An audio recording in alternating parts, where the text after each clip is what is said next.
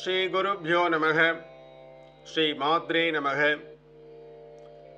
மாணிக்க வீணாம் முவலாலயந்தி மதாலசாம் மஞ்சுள வாக்விலாசாம் மாதங்க கன்யாம் மனசா ஸ்மராமி. காளிதாசருடைய ஷியாமளா தண்டகம்.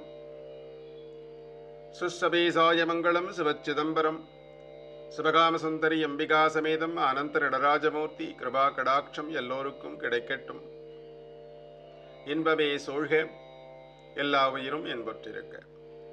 மேதா விலாசம்ங்கிற இந்த காணொலி மூலம் உங்களை எல்லாம் சந்திப்பதில் நான் மிக்க மகிழ்ச்சி அடைகின்றேன். சிறப்பான சிந்தனைகளை பார்த்து வருகின்றோம். இந்த சிறப்பான சிந்தனைகள் உங்கள் வாழ்க்கைக்கு பல விதத்தில் அடிப்படையாகவும் மேலே வர்றதுக்கு காரணமாகவும் இருக்கும்.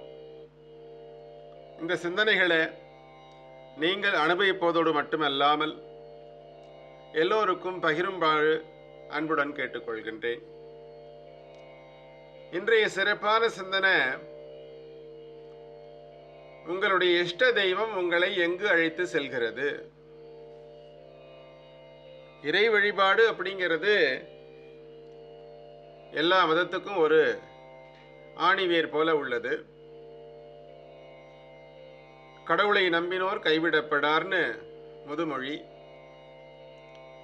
எல்லோருக்கும் பார்த்தீங்கன்னா ஒரு தெய்வம் இஷ்டமானதா இருக்கும். எதன் காரணத்தை கொண்டது இஷ்ட தெய்வமாச்சுன்னு அவங்களுக்கே தெரியாது. ஏதோ ஒரு லைஃப் அதன் மேலே ஏற்பட்டிருக்கும். அதன் காரணமாக அவங்க அந்த குறிப்பிட்ட தெய்வத்தை மனதில் நிறுத்தி இஷ்டமாக வழிபாடு பண்ணுவாங்க. அதுக்காக பிரயத்தனம் பண்ணுவாங்க. அந்த மார்க்கத்தில் போவாங்க. அப்படி போகும்போது அந்த தெய்வத்தை பற்றின ஆலாபனை ரொம்ப ஜாஸ்தியாக அவங்கள்ட்ட இருக்கும். அதுதான் இஷ்ட தெய்வ வழிபாடுன்னு பேர். அப்படி அந்த இஷ்ட தெய்வத்தை நாம் வழிபாடு பண்ணும்போது அது நம்மளை எந்த இடத்துக்கு அழைச்சிட்டு போகுது, அதுதான் இதில் பார்க்க போகிறோம். இந்து தர்மத்தில் பார்த்தீங்கன்னா கடவுளர் வடிவங்கள் மிகைப்படுத்தி காட்டப்பட்டுள்ளது. மற்ற மதத்தில் பார்த்தோம் அப்படின்னு சொன்னோம்னா ஒரே ஒரு கடவுள் தான், ஒன்றே கடவுள் அப்படின்னு சொல்லுவாங்க. இஸ்லாத்தில் பார்த்தீங்கன்னா அல்லான்னு சொல்லுவாங்க. கிறிஸ்துவ மதத்தில் பார்த்தீங்கன்னா இயேசுநாதர்னு சொல்லுவாங்க. சீக்கில் குருநானக்னு இப்படின்னு பல மதங்களுக்கு தகுந்த மாதிரியான ஒரு மூல மூர்த்தி இருக்கும். ஒரே வழிபாடாக இருக்கும். இப்படி விதத்திற்கு ஒவ்வொரு மதத்திற்கும் ஒரு கடவுளை வணங்கி வருகிறார்கள். ஆனால் இந்து மதத்தில் மட்டும் பார்த்தீங்கன்னா பல உருவங்கள் கொண்ட கடவுளை வழிபாடு பண்ணுறோம். இதோட தாத்பரியம் என்ன? நம் மதத்தில் மட்டும்தான் பார்த்தீங்கன்னா இத்தனை வழிபாட்டு தெய்வங்கள், உருவங்கள், அதற்கான வழிபாடு பத்ததிகள் அப்படின்னு இருக்கு. நம்ம இந்து மதம் உலகம் பூரா வியாபித்திருக்கிற ஒரு பெரிய மதம். ஷண்மதங்களை கொண்டது. ஆச்சாரிய புருஷர்கள் அதை இந்து மதத்தை ஆறா பிரிச்சிருக்காங்க. சைவம், வைணவம், சாக்தம், கானாபத்தியம், கௌமாரம், சௌரம். அதாவது சைவம் சிவனை மட்டுமே வழிபடுவதா இருந்தது. வைணவம் திருமாலை வழிபடுவது, சாக்தம் சக்தியை வழிபடுவது, கானாபத்தியம் கணபதி, கௌமாரம் சுப்பிரமணியமூர்த்தி, சௌரம் சூரிய வழிபாடு. இப்படி ஆச்சாரிய புருஷர்கள் அதை வகுத்து வச்சிருக்காங்க. ஷண்மதம் அப்படின்னு சொல்லப்பட்டிருக்கு. நம் மதத்தின் மூலம் என்னவோ ஒன்றுதான். ஆதி இயக்கத்தின் மூலம் இந்த பிரபஞ்சம் தோன்றியது. அந்த இயக்கத்திற்கு ஒரு ஸ்தூலம் ஒன்று தேவைப்பட்டுச்சு, ஒரு சூட்சமம் தேவை. ஒரு சக்தி இயங்குது அப்படின்னு சொன்னோம்னா அதுக்கு ஒரு ஆதார புள்ளி வேணும். அந்த சக்தியானது இயக்கும் போது அது எதை கொண்டு சுத்துதுன்னு நம்ம கண்ணுக்கு தெரியணும் இல்லையா? அதுதான் சிவசக்தி ஐக்கிய சொரூபம்னு சொல்லப்பட்டிருக்கு. இயங்கும் சக்தி பெண்ணாகவும் இயக்கத்தை தாங்கும் சக்தி ஆணாகவும் கொண்டு இந்த பிரபஞ்சத்தை இயக்கப்படுகிறது. அந்த இயக்கத்தின் சிவசக்தி ஐக்கிய சொரூபம் தான் சிவனும் சக்தியும் சேர்ந்த ஒரு உருவம், அருவம் என்று விளங்குது. லிங்கமூர்த்தியை பார்த்தீங்கன்னா எந்த ஒரு உருவமும் தெரியாது. உருவம் போல இருக்கும். மேலே இருக்கிற பகுதி சுவாமியாகவும் கீழே இருக்கிற பகுதி சக்தியாகவும் கொல்லப்பட்டிருக்கு. ஸ்ரீசக்கரம் என்னும் சம்மேளன சக்கரம். இப்போ உலகத்துல பார்த்தீங்கன்னா எல்லா தெய்வங்களுக்கும், நம்ம இந்து தர்மத்தினுடைய எல்லா தெய்வங்களுக்கும் ஆதார சக்தியா அந்த சக்கரம் அடங்கும். சிவசக்தி ஐக்கியம், சிவனும் சக்தியும் சேர்ந்தது தான் அந்த சக்கரம். அந்த சக்கரத்திலேருந்து தான் எல்லா கோடுகளும் பிரிக்கப்பட்டு தனித்தனி தெய்வங்களுக்கு ஒரு சக்கரம் வரையப்படுது. ஆதார சக்தியா இருக்கிறது பார்த்தீங்கன்னா ஸ்ரீசக்கரன சம்மேளன சக்கரம். இதோட கலைகள் தான் எல்லாம் தனித்தனியா கொண்டு தெய்வங்களுக்கு ஏங்கத்துக்கு ஆதார புள்ளியா இருக்குது அந்த ஸ்ரீசக்கரம். இதுக்கான பிரமாணங்கள் இருக்கு. அதை கண்டுதான் ஆச்சாரிய புருஷர்கள் சண்மதத்தை உருவாக்கினார்கள். சைவத்தின் முழுமுதல் கடவுள் சிவன். அந்த சிவனை இயக்குவது சக்தி, அந்த அம்பாள். அது மும்மூர்த்திகள் பார்த்தீங்கன்னா அதுலேருந்து தான் பிரிக்கப்பட்டிருக்கு. ருத்ரன் சிவனுடைய அம்சம், விஷ்ணு சக்தியினுடைய அம்சம், பிரம்மா விஷ்ணுவின் நாபி கமலத்தில் தோன்றினார், முப்பெரும் தேவியர் அம்பிகையினுடைய அம்சம், முருகன் சிவனோட அம்சம், கணபதி சக்தியினுடைய அம்சம், சூரியன் சந்திரன் பிரபஞ்சம் எல்லாம் இந்த சிவசக்தி ஐக்கியத்தின் சூட்சுமத்தில் தான் இயங்குது. இந்த பிரபஞ்சம் அப்படிங்கிறது இந்த சிவசக்தி ஐக்கியத்தில் இருந்து தான் எல்லாம் நமக்கு கிடைக்குது. அப்போ சிவசக்தி ஐக்கிய ஸ்வரூபத்தை பார்த்தோன்னு சொன்னோம்னா இறைவனுடைய வடிவம் நமக்கு கண்ணுக்கு தெரியும். ஆகையினால சிவசக்தி ஐக்கியத்தை நாம பார்த்தோம் அப்படின்னு சொன்னோம்னா இந்த சிவசக்தி ஐக்கிய ஸ்வரூபத்துல தான் இந்த பிரபஞ்சம் இயங்குதுன்னு நமக்கு நல்ல தெளிவா தெரியுது. அதன் காரணமாக தான் பார்த்தீங்கன்னா எல்லா உயிரிலும் ஆண் பெண் என்று உயிரினங்கள் தோன்றியுள்ளது. அப்போ மற்ற தெய்வங்களும் சிவசக்தி ஐக்கியத்திலிருந்து தான் தோன்றியவை என்றதுக்கு எந்த ஐயப்பாடும் இல்லை. ஐயப்பனை எடுத்துக்கிட்டீங்க அப்படின்னு சொன்னோம்னா சிவனும் விஷ்ணுவும் சேர்ந்த அம்சம். இப்படி எல்லா தெய்வத்துக்கும் பார்த்தீங்கன்னா ஆதி சிவ ஆதிசக்தியின் வடிவம் தான். நீங்கள் எந்த தெய்வத்தை வழிபாடு செய்தாலும் ஆராதித்தாலும் அனுகிரகம் என்பது மூல பரபிரம்மத்தின் காருண்யம் தான் விளங்கும். அதாவது சிவசக்திட்டேன் தான் எல்லா கலைகளும் போதும்.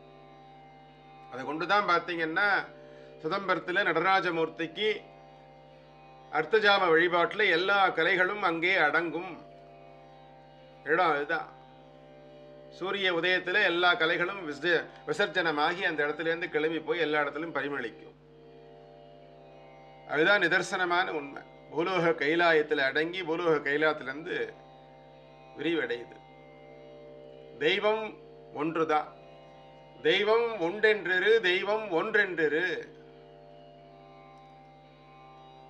உயர் செல்வம் எல்லாம் அன்றென்றிரு, பசித்தோர் முகம்பார் நல்லறமும் நட்பும் நன்றென்றிரு, நடு நீங்காமலே நமக்கு இட்டபடி என்று மனமே உனக்கு உபதேசம் இதுவேன்னு பட்டினத்து பிள்ளையார் சொல்லியிருக்கார், பட்டினத்தடிகள். இப்போ இறைவன் ஒருவன் தான். நம்ம மதத்துல இந்து தர்மத்துல பல விதத்துல நாம் அதை வழிபாடாற்றி பெருமைப்படுத்துறோம், வேற ஒன்றும் இல்லை. எந்த வழிபாடு பார்த்தினாலும் நீங்கள் வழிபடும் இறை சக்தி உங்களை பரபிரம்ம சிவக்தியான சிவசக்தி ஐக்கியத்துல தான் கொண்டு சேர்க்கும். அவரவர் எந்த தெய்வத்தின் உபாசனையோ வழிபாடோ அது பரபிரம்மத்தினுடைய இடத்துல மட்டுமே கொண்டு சேர்க்கும். அந்தந்த உபாசன மூர்த்திகளை வழிபாடு பண்ணவர்கள் அந்தந்த தெய்வமே அவர்கள் உயர்ந்ததாகவும் அதுவே பிரபஞ்சத்தை படைத்ததாகவும் ஆழ்வதாகவும் பிரமித்து காட்டுவார்கள், பேசுவார்கள். எப்படி கொண்டாடுனா என்னங்க, சென்றடைவது என்பதோ ஒரு இடத்துல போய் ஒரு இடத்துல ஐக்கியமாகுது. ஷண்மதங்களும் ஒரு இடத்துல ஐக்கியமாகும், பரபிரம்மத்துல ஐக்கியமாகுது. சிவசக்தி ஐக்கியத்துல தான் நாம எந்த கலைகளும் அங்கே போய் ஐக்கியமாகுது. நாம எந்த ஊர்ல எந்த இடத்துல இருந்தாலும் ஒரு கோவிலுக்கு போறோம் அப்படின்னு சொன்னோம்னா நாம கிளம்புற இடம் வேற, முடிக்கிற இடம் வேற. தனித்தனி வீடுகள்ல தனித்தனி தெருக்கள்ல இருந்துதான் நாம கிளம்புறோம். பல வழியா நாம போய் கடைசியில கோவிலுக்கு போய் சேரும் போது ஒரு இடத்துல தான் சேரும். ஒரு மனிதர் வேற ஒரு தெருவிலேருந்து வரார், வேற ஒரு வீட்டிலேருந்து வரார். இன்னொரு மனிதர் வேற ஒரு தெருவிலேருந்து வேற இடத்துல வரார். ஆனா எல்லாரும் போய் இறைவனை ஒரு இடத்துல கோவிலை நாம சந்திக்கும் போது பல இடங்கள்லேருந்து வந்து இறைவனை ஒரு இடத்துல சேகரிக்கிற மாதிரி சேவிக்கிற மாதிரி தான் இறை வழிபாடும் நம்முடைய வழிபாட்டு முறை எல்லாம் வித்தியாசமாக இருந்தாலும் முடிவில் அடையும் இடம் எது அப்படின்னு சொன்னா ஒரே இடம்தான். ஒரே இடம் பரபிரம்மம். அது விஷ்ணுவா இருந்தாலும் சரி, சிவசக்தி ஐக்கிய சுரூபமா இருந்தாலும் சரி, முருகனா இருந்தாலும் சரி, விநாயகரா இருந்தாலும் சரி, அம்பாளா இருந்தாலும் சரி, ஐயப்பனா இருந்தாலும் சரி, எப்படிப்பட்ட சக்திகளும் ஒரே இடத்துல ஐக்கியமாகிறது தான் நம்முடைய இந்து தர்மம் சொல்லப்படுது. ஆகையினால மத பேதம் அப்படிங்கிறது இருக்கக்கூடாது. உனக்கு பிடிச்சதை நீ செய்யற, எனக்கு பிடிச்சதை நான் செய்யறேன், எல்லாரும் ஒரே இடத்துல தான் நாம் போய் சேர போறோம். எந்த வழிபாடும் நம்மளை மேன்மைப்படுத்தும். நம்பிக்கை மட்டும்தான் நம்முடைய பிரதானம். எல்லா மார்க்கத்திலையும் ஆச்சாரிய புருஷர்கள் எல்லா தெய்வங்களையும் எடுகோள்களாக காட்டித்தான் எல்லா இதிகாசங்களையும் புராணங்களையும் உருவாக்கி உள்ளார்கள். படைக்கிறதுக்கு பிரம்மா, காக்கிறதுக்கு விஷ்ணு, அழிக்கிறதுக்கு ருத்ரன் அப்படின்னு பரபிரம்ம தத்துவம் தான் ஐக்கியம் பிரதிபலிக்கிறது. குணபேதம் மாதிரி தான் மதபேதமும். மனுஷனுக்கு மனுஷன் குணம் எப்படி மாறுதோ அதே போலதான் மதபேதமும். மனித இனத்துல பல மாறுபட்ட குணங்கள் இருந்தாலும் அவர்கள் மனிதர்கள் நம்ம சொல்றோம் இல்லையா? அதுபோல எந்த வழியில சென்றாலும் சேரும் இடம் ஒன்று அப்படின்னு எண்ணிதான் நாம இருக்கணும். அந்த எண்ணத்தை நாம திண்ணமா வைத்திருந்தோம்னு சொன்னோம்னா எல்லா தெய்வ வழிபாடும் நமக்கு ஒரு இடத்துல தான் கொண்டு சேர்க்கும்.